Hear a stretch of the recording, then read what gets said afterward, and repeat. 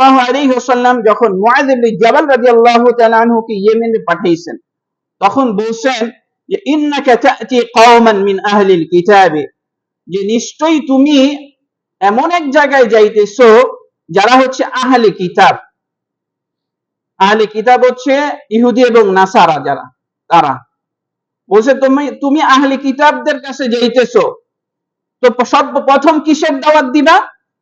বলছে ফালিয়াকুন আউওয়ালা মা তাদউহুম ইলাইহি আইয়ুহিদুল্লাহ, সর্বপ্রথম তুমি তাদেরকে দাওয়াত দিবা আল্লাহ সুবহানাহু ওয়া তাআলার একত্ববাদ তাওহীদের দাওয়াত দিবা। রাহুল বুখারী ওয়া মুসলিম।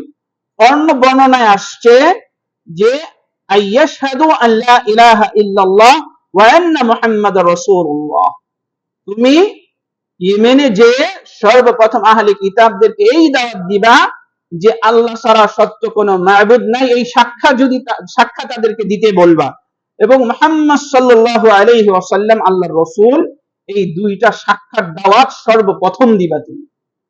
আল্লাহ রাসূল মুআয ইবনে জাবাল রাদিয়াল্লাহু তাআলা আনহুকে বলতেছে, ভাইরা আমার, এর জন্য ইবাদত পাওয়ার যোগ্য একমাত্র আল্লাহ সুবহানাহু ওয়া তাআলা। ইবাদত কাকে বলে?